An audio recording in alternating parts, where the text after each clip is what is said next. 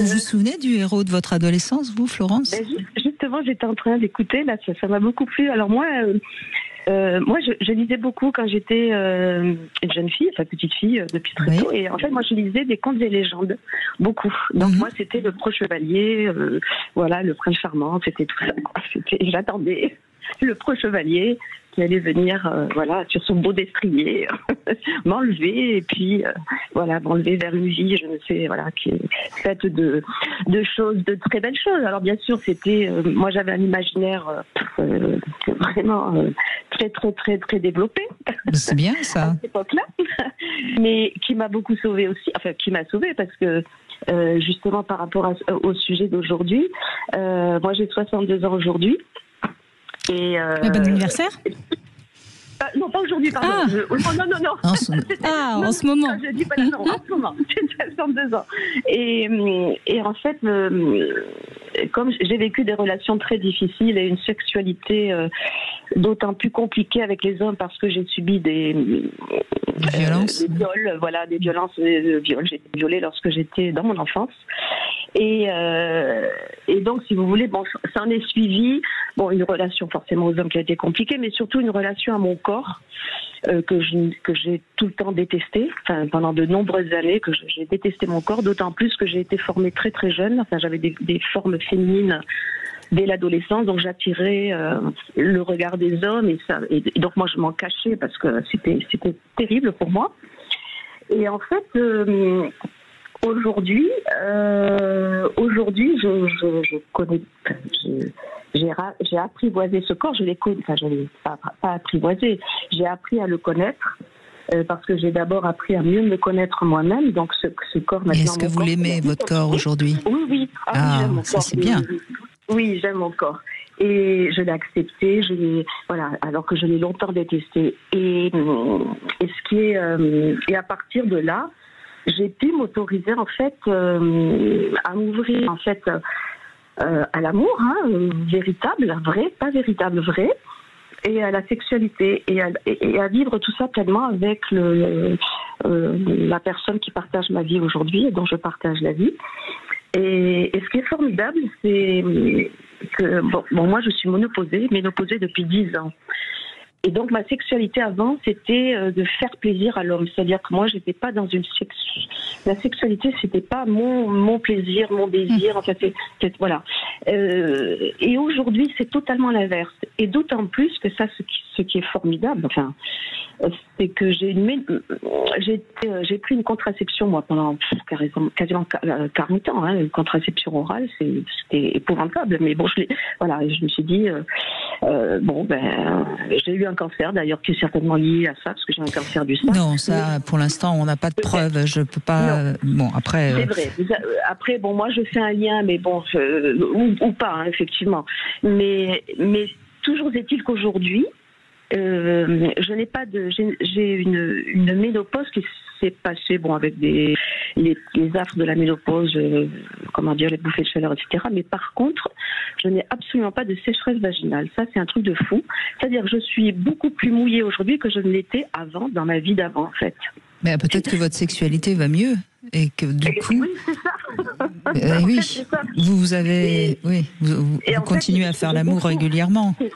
C'est ça. Et je découvre, en fait, avec lui, un univers, en fait, à la fois érotique que je ne soupçonnais pas ou que peut-être j'ai soupçonné à un moment donné, mais que je ne m'autorisais pas à vivre, là, pour les raisons que je viens d'évoquer.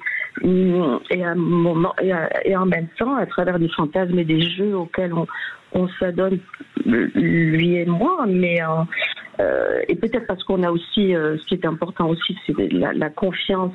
On le vit pleinement parce que on se respecte normalement et qu'on le fait parce que j'ai une confiance totale dans cet homme et lui également. Donc je peux m'ouvrir effectivement.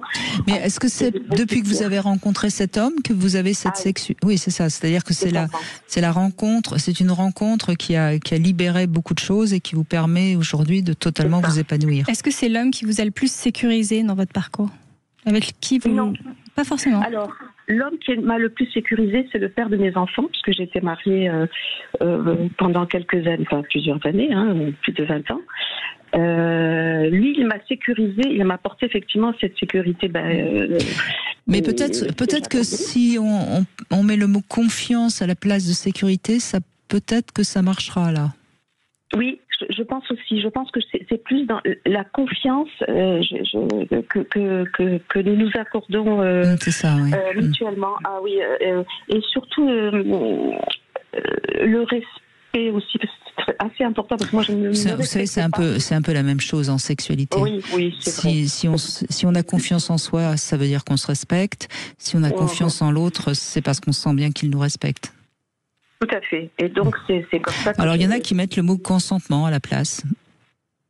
Alors, moi, consentement, c'est pas que ça me dérange. Non, mais je plaisantais, oui. Florence.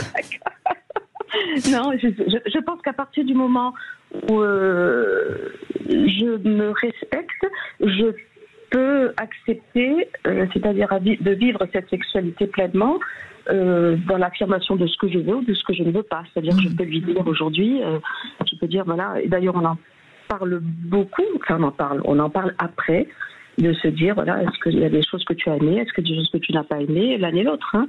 Et justement, puisque vous parliez d'imaginaire, est-ce que vous imaginez entre deux rapports, par exemple, qu'est-ce qui pourrait vous faire, qu'est-ce que vous pourriez lui faire, est-ce que ça nourrit votre libido?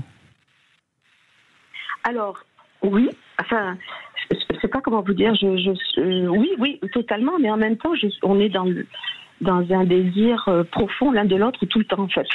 Ah, vous n'avez pas le temps d'imaginer entre deux rapports, c'est ça? Pas encore. Mais ça viendra. C'est-à-dire que... Parce que c'est ça qui marche bien pour les femmes aussi. C'est surtout que oui, là j'ai l'impression que vous avez un partenaire qui stimule énormément votre créativité, qui répond très bien en tout cas à votre imaginaire érotique, qui sommeillait peut-être en vous et que personne n'avait vraiment... compris, pris en charge, pris le temps. Là, j'ai l'impression que vous avez un partenaire qui est à votre écoute.